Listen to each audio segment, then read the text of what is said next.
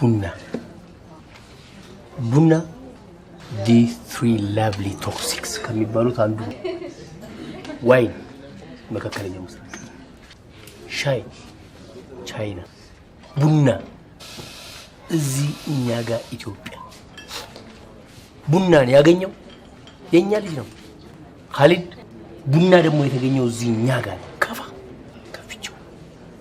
ኮፊ ካፌን ኤሶ ቡና